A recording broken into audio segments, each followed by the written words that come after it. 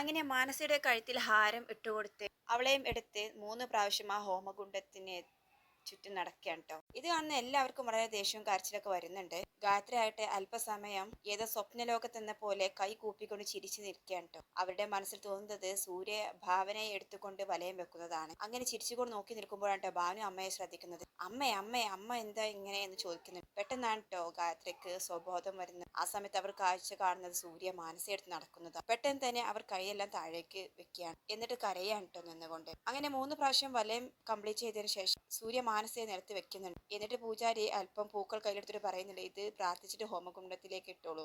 എല്ലാം ജയനിർമ്മലയായിട്ട് ചിരിച്ചുകൊണ്ട് ഇടക്കണ്ടിട്ട് നോക്കണ്ട പൂജാരി. ഇത് അവർ രണ്ടുപേരും ഒത്തുചേർന്നുള്ള ഒരു പ്ലാൻ ആയിരുന്നല്ലോ. പിന്നീട് പൂജാരി പറയുന്നുണ്ട്, ഭാവന ഇരുന്നോളൂ. ഇത് കേൾക്കുമ്പോൾ എല്ലാവരുടെ മനസ്സിൽ അല്പം ആശ്വാസമാവാൻ കേട്ടോ. അങ്ങനെ ഗായത്രി തന്നെ ഭാവനയുടെ മുഖത്തേക്ക് നോക്കിയിട്ട് ആംഗ്യം കാണിക്കാൻ കേട്ടോ പോയിരിക്കാൻ വേണ്ടിയിട്ട്. അങ്ങനെ ഭാവന അവിടെ ഇരിക്കുകയാണ്. അപ്പോൾ ജാനകി വിജയപത്മനെ പറയുന്നുണ്ട്, ഇനി എന്തൊക്കെയാണോ ഭാവനയെ കൊണ്ട് ചെയ്യാൻ ഉദ്ദേശിച്ചതെന്ന് ആർക്കറിയാം. അങ്ങനെ പൂജാരി പൂജ ആരംഭിക്കാൻ കേട്ടോ. നേരത്തെ അവിടെ തയ്യാറാക്കി വെച്ചിരുന്ന ആ ആൾരൂപം എടുത്തിട്ട് ആ ഹോമകുണ്ടത്തിന് ചുറ്റും ഇങ്ങനെ അദ്ദേഹം കൈകൊണ്ട് വലയം വെക്കാൻ കേട്ടോ. എന്തൊക്കെയോ മന്ത്രങ്ങൾ ഉരുവിട്ടുകൊണ്ട് ശേഷം ഭാവനയോട് പറയുന്നുണ്ട്, ഈ ആൾരൂപം എടുത്തിട്ട് സ്വന്തം തലയിലും വയറ്റത്തും ഒഴിഞ്ഞിട്ട് ഈ ഹോമകുണ്ടത്തിലേക്ക് എറിയണം. ഇത് കേട്ടിട്ടും എല്ലാവരും ഒന്ന് ഷോക്കായിട്ട് ഇതെന്ത് കാര്യം എന്ന രീതിയിൽ നോക്കിയാണ് കേട്ടോ. എന്നിട്ട് ഭാവനയുടെ നേരെ ആ ആൾരൂപം നീട്ടുകയാണ്, ഇതാ പിടിച്ചോളൂ.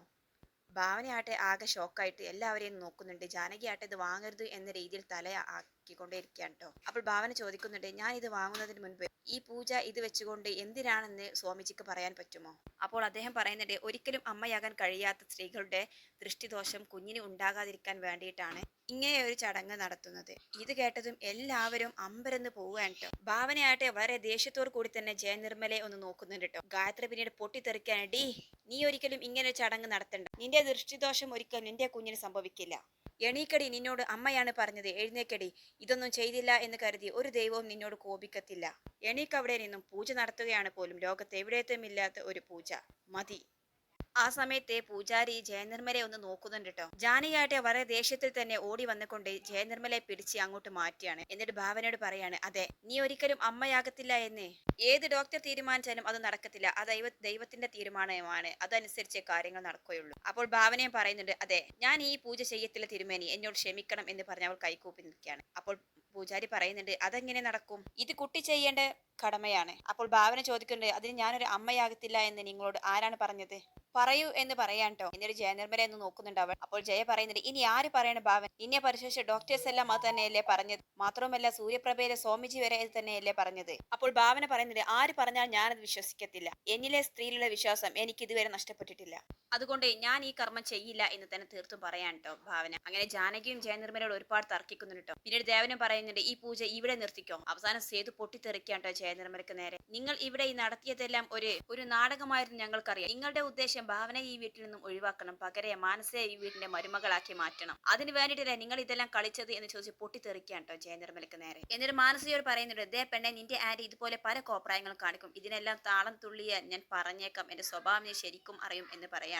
അപ്പോൾ ഭാവന കയറി ന്യായീകരിക്കാൻ ട്ടോ മാനസ. ഇത് കണ്ട് ഗായത്രി പ്രതികരിക്കുകയാണ്, നീ ഇതുപോലെ ഓരോരുത്തരെയും ന്യായീകരിച്ചു. ഇവിടെ നടന്നതൊന്നും ഞങ്ങൾക്ക് പുറത്തു പോലും പറയാൻ പറ്റാത്ത കാര്യങ്ങളാണ്. അങ്ങനെ മായയും ജാനകിയും എല്ലാവരും ഉപദേശിക്കാൻ ട്ടോ ഭാവനയെ. ഇനിയും നീ ഈ വീട്ടിൽ അധികപ്പറ്റാവുന്ന മുൻപ് ഇവിടെ നിന്നും ഇറങ്ങിക്കോ എന്നും പറയുന്നുണ്ട്. അവസാനം ഇനി എന്തിനാ ഞങ്ങളെ ഇവിടെ നിൽക്കുക, ഈ ഒരു കാര്യത്തിൽ ഞങ്ങളെ വിളിച്ചു വരുത്തേണ്ടതില്ലായിരുന്നു ജയ എന്നൊക്കെ ഗായത്രി പറയാം. അങ്ങനെ എല്ലാവരും അവിടെ നിന്നും ഇറങ്ങാൻ ട്ടോ. അപ്പോൾ മാനസികമായിട്ട് തലചുറ്റൽ പോലെ വരികയാണ്. ആന്റി എന്ന് വിളിക്കുകയാണ്. ജയ വന്നിട്ട് എന്ത് പറ്റി മോളെ ചോദിക്കുകയാണ്. ഒപ്പം ഭാവന പിടിച്ചതും ജയ പറയാൻ, നീ പിടിക്കേണ്ട, ഞാൻ തന്നെ മതി എന്ന് പറഞ്ഞ മാനസയും വിളിച്ചുകൊണ്ട് അകത്തേക്ക് പോവാണ്. പിന്നാലെ തന്നെ ഭാവനയും പോകുന്നുണ്ട്. ദേവനാകട്ടെ ആ പൂജാരിയുടെ നന്നായിട്ട് വഴക്ക് പറയാൻ, മനുഷ്യന്റെ സമയം മെനക്കെടുത്താൻ വേണ്ടിയിട്ട് ഓരോ കാര്യങ്ങളും കൊണ്ട് വന്നോളും എന്ന് പറഞ്ഞ് സൂര്യയും ദേവനെ അകത്തേക്ക് പോവാണ്. പിന്നീട് പൂജാരി തലക്കും കൈവച്ച് ആകെ തകർന്ന് ഹോമകുണ്ടത്തിലേക്ക് നോക്കി നിൽക്കുകയാണ്. ശേഷം കാണിക്കുന്നത് റൂമിലെത്തിയ ഭാവന സൂര്യയോട് പറയുന്നുണ്ട്, സൂര്യ, ഞാൻ പറഞ്ഞില്ലേ, ആന്റി എല്ലാം മുൻകൂട്ടി പ്ലാൻ ചെയ്തിട്ടാണ് ഈ കാര്യങ്ങൾ ഓരോന്ന് നടത്തിയത്. ഇതിനു മുൻപും ആന്റി ഒരു പൂജാരിയെ വിളിച്ചു വരുത്തി എനിക്കെതിരെ കാര്യങ്ങൾ ചെയ്തതാണ്. അന്ന് അദ്ദേഹം അപകടാവസ്ഥയിലായപ്പോഴാണ് എന്നോട് സത്യങ്ങൾ തിരിച്ചു പറഞ്ഞത്. ഇതും അതുപോലെ തന്നെയാണ് സൂര്യ എന്ന് പറയാൻ ട്ടോ.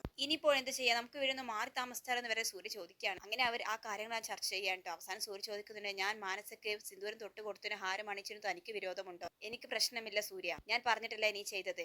പക്ഷേ പിന്നീടാണ് എനിക്ക് കാര്യം മനസ്സിലായത്. ആന്റിയുടെ മുഖഭാവവും പൂജാരിയുടെ പെരുമാറ്റത്തിലെല്ലാം ആകെ ഒരു മാറ്റം. അപ്പോൾ സൂര്യ പറയുന്നുണ്ട്, ഇനി അമ്മ ഇങ്ങനെ ഒരു കാര്യം പറഞ്ഞു വരട്ടെ, ഞാൻ കാണിച്ചു കൊടുക്കാം. ഭാവന പറയുന്നുണ്ട്, സൂര്യക്ക് ഒന്നും ചെയ്യാനാവില്ല. കാരണം നിർത്തേണ്ടടുത്ത് ഓരോരുത്തരെ നിർത്താൻ ആന്റിക്ക് നന്നായിട്ട് അറിയാം. എന്നിട്ടാണ് ആന്റി ഈ കളികളെല്ലാം കളിക്കുന്നത് എന്ന് പറയാൻ ട്ടോ. പിന്നീട് കാണിക്കുന്നത് ഭാവനയുടെ വീടാണ്. വീട്ടിലെത്തി എല്ലാവരും പരസ്പരം പൊട്ടിത്തെറിക്കാൻ ട്ടോ. അവിടെ നടന്ന ഓരോ കാര്യങ്ങളും പറഞ്ഞുകൊണ്ട് സേതു പറയുന്നുണ്ട്, മറ്റേതെങ്കിലും പെൺകുട്ടികളായിരുന്നെങ്കിൽ ഇന്ന് തന്നെ നമ്മുടെ കൂടെ ഇറങ്ങി വന്നേനെ. ഒരു കുഞ്ഞിന്റെ പേര് പറഞ്ഞിട്ടാണ് സൂര്യയെയും ഭാവനയും അവർ പിടിച്ച് ഓരോ കാര്യങ്ങൾ ചെയ്യിക്കുന്നത്. എല്ലാം ജയനിർമ്മല ആന്റിയുടെയും പൂജാരിയുടെയും കളികളാണ്. ഇനി തീരെ നിവർത്തിയില്ല എന്ന് വന്നാൽ ഞാൻ എന്ത് ചെയ്യണമെന്ന് എനിക്കറിയാം എന്ന് പറഞ്ഞുകൊണ്ട് ഗായത്രി അകത്തേക്ക് പോവാണ്. പിന്നീട് കാണിക്കുന്നത് വിജയപത്മനെയും ജാനകിയെയും. അവരും അതുപോലെ തന്നെ അന്ന് പൂജയിൽ നടന്ന കാര്യങ്ങൾ ഓരോന്നായിട്ട് സംശയാസ്പദമായിട്ട് തന്നെ വിവരിക്കുകയാണ്. അതുപോലെ തന്നെ ഭാവനയുടെ നിസ്സഹായതയും പറയാണ്ട് എന്നിട്ട് ദൈവത്തോട് പ്രാർത്ഥിക്കുകയാണ് അവർക്ക് നല്ലത് വരുത്താൻ വേണ്ടിയിട്ട്. പിന്നീട് കാണിക്കുന്ന സൂര്യയുടെ വീടാണ്. അവിടെ സൂര്യയും ദേവനും ജയ കാണിച്ച ഓരോ ചെറ്റത്തരത്തെ കുറിച്ച് സംസാരിച്ചുകൊണ്ടിരിക്കുകയാണ്. ഒന്നും അറിയാതെ മാനസ അതിൽ ശരിക്കും പെട്ടുപോയിരിക്കുകയാണ്. അവൾ നേറും നിറവുള്ള ഒരു പെണ്ണാണ് എന്നൊക്കെ പറയാണ്ട് ദേവൻ. അപ്പോൾ ഭാവനയും അവിടേക്ക് വരികയാണ്. ഭാവന പറയുന്നുണ്ട്, സംഭവിച്ചതെല്ലാം സംഭവിച്ചു കഴിഞ്ഞു പോയില്ലെങ്കിൽ ഇനിയിപ്പോൾ അത് പറഞ്ഞിട്ട് കാര്യമില്ലല്ലോ എന്നും പറയാട്ടോ. അതൊന്നും പറഞ്ഞിട്ട് കാര്യമില്ല മോളെ, ഇതിനെന്തെങ്കിലും ഒരു പരിഹാരം നടത്തണം, ഇല്ലെങ്കിൽ ജയ ഈ പണി തുറന്നുകൊണ്ടേയിരിക്കും. ജയയുടെ മനസ്സിലിരിപ്പ് എന്താണെന്ന് എനിക്ക് നന്നായിട്ട് അറിയാം. ഇനിയിപ്പോൾ അങ്കിൾ ഇടപെട്ട് ഒരു പ്രശ്നം ഉണ്ടാക്കണ്ട എന്നൊക്കെ പറയാട്ടോ ഭാവന. ഇപ്പോൾ നടന്നതെല്ലാം നടന്നു, ഇനി ഇങ്ങനെ ആവർത്തിക്കാതിരിക്കാൻ നോക്കാൻ എനിക്കറിയാം എന്നൊക്കെ പറയുന്നുണ്ട്. സൂര്യൻ പറയുന്നുണ്ട്, ആ സമയത്ത് ഭാവന നിർബന്ധിച്ചോട് മാത്രമാണ് ഞാൻ അങ്ങനെ ചെയ്തത്, അല്ലാതെ ഇങ്ങനെ ഒരു പൂജ ഞാൻ ഒരിക്കലും കണ്ടിട്ടില്ല. ഭാവന പറയുന്നുണ്ട്, സൂര്യ ക്ഷമിക്ക്, ഞാൻ എല്ലാം ക്ഷമിച്ചത് തന്നെ നമ്മുടെ കുഞ്ഞിന് വേണ്ടിയിട്ടാണ്. നമ്മൾ കാരണം ഒരു ദോഷവും നമ്മുടെ കുഞ്ഞിന് വരാൻ പാടില്ല എന്നൊക്കെ സംസാരിച്ചുകൊണ്ടിരിക്കാൻ കേട്ടോ. അതേസമയം മാനസയാവട്ടെ റെസ്റ്റ് എടുത്ത് ആ ടൈമിൽ ഉറങ്ങിപ്പോയിരുന്നു. ഉറക്കത്തിൽ നിന്നും അവൾ ഭയങ്കര പെയിനോട് കൂടിയിട്ടുണ്ട് എഴുന്നേൽക്കുന്നത്. അവൾക്ക് വയറിനുള്ളിൽ ഭയങ്കര അസ്വസ്ഥത വരികയാണ്. അയ്യോ അമ്മേ എന്ന് പറഞ്ഞ് ഉച്ചത്തിൽ കരയാണ് കേട്ടോ. ആ സമയത്ത് ജയ അങ്ങോട്ടേക്ക് ഓടി വരികയാണ്. ഒപ്പം തന്നെ ആ നിലവിളി കേട്ടിട്ട് പുറത്തു നിന്നും ദേവനും സൂര്യയും ഭാവനയും എല്ലാവരും ഓടിയെത്തുകയാണ് കേട്ടോ. എന്തു പറ്റി മോളെ എന്ന് ചോദിക്കുന്നുണ്ട്. എന്താണെന്നറിയില്ല ആൻറ്റി, വയറിനകത്ത് ഭയങ്കര വേദന, ഞാനിപ്പോൾ ചത്തുപോകുമെന്ന് പറഞ്ഞിട്ട് മാനസ ഭയങ്കര കരച്ചിലാണ് കേട്ടോ. ഇത് കണ്ട് ഭാവനയ്ക്കും എല്ലാവർക്കും പേടിയാവുകയാണ്. അങ്ങനെ സൂര്യയുടെ പെട്ടെന്ന് തന്നെ വണ്ടി എടുക്കാൻ പറയാൻ കേട്ടോ. അവരുടൻ തന്നെ മാനസയുമായിട്ട് ഹോസ്പിറ്റലിൽ എത്തുകയാണ്. ഹോസ്പിറ്റലിൽ എത്തുന്ന ഡോക്ടർ നന്നായിട്ട് പരിശോധിക്കുന്നുണ്ട് കേട്ടോ മാനസയെ. ഈ വിവരം അറിഞ്ഞ് അജയനും പ്രസീതയും ഇത് നല്ലൊരു അവസരമാണ് നമുക്ക് അവിടെ കയറിപ്പറ്റാൻ എന്ന് പറഞ്ഞിട്ട് അവർ ഹോസ്പിറ്റലിൽ എത്തിയിട്ടുണ്ടായിരുന്നു കേട്ടോ. അജയനെ കണ്ട് സൂര്യക്ക് ദേഷ്യം വരികയാണ്. പക്ഷെ അവൻ അപ്പോഴത്തെ ഒരു സിറ്റുവേഷൻ ആലോചിച്ചിട്ട് എല്ലാം അടക്കി പിടിച്ച് സഹിച്ച് നിൽക്കുകയാണ് കേട്ടോ. ഡോക്ടർ ഭാവനയോടും ജയയോടും സൂര്യയോടും എല്ലാവരും പുറത്തേക്ക് നിൽക്കാൻ പറയുകയാണ്. ആ പുറത്ത് നിൽക്കുന്ന സമയത്ത് ജയ പറയുന്നുണ്ട്, എല്ലാം ഇന്നലത്തെ പൂജ മുഴുവനാക്കിയതിൻ്റെ ഗുണമാണ് ഈ കണ്ടു തുടങ്ങിയത്. അപ്പോൾ തന്നെ പൂജാരി പറഞ്ഞിരുന്നു ദൈവകോപം ഉണ്ടാകുമെന്ന്, കണ്ടില്ലേ, ഇത് തന്നെയാണ് അതെല്ലാം. എന്തൊരു ധിക്കാരമായിരുന്നു ഭാവനയ്ക്ക് അങ്ങനെ ചെയ്യാൻ പറഞ്ഞതിൽ, ഇപ്പോൾ കണ്ടല്ലോ എല്ലാം എന്ന് പറഞ്ഞ് അവർ അവിടെ കിടന്നു ഭയങ്കര തട്ടിക്കയറുണ്ട് അവരുടെ എല്ലാവരും. ആ സമയത്ത് സൂര്യ പറയുന്നുണ്ട്, അമ്മയാണ് ഇതിനെല്ലാത്തിനും കാരണം, അമ്മ ഒരൊറ്റൊരുത്തിയാണ് ഇങ്ങനെയൊക്കെ ഉണ്ടാക്കി വെച്ചത്, അമ്മ തന്നെ അനുഭവിച്ചോ. ഇത് കേൾക്കുന്ന ജയ പറയുന്നുണ്ട്, ഞാനല്ലേ എല്ലാം ഉണ്ടാക്കി വെച്ചത്, ഇതിനുള്ള പരിഹാരവും ഞാൻ തന്നെ കണ്ടോളാം എന്ന് പറയാൻ കേട്ടോ. ഒന്നും മിണ്ടാതിരിക്കുക സൂര്യ ആൻറ്റി, ഈ സമയത്ത് ഇങ്ങനെയൊന്നും സംസാരിക്കേണ്ടത്, മാനസിക ഒരു കുഴപ്പം വരാതിരിക്കാൻ വേണ്ടി നമ്മൾ പ്രാർത്ഥിക്കുകയാണ് വേണ്ടത് എന്ന് പറയാൻ കേട്ടോ.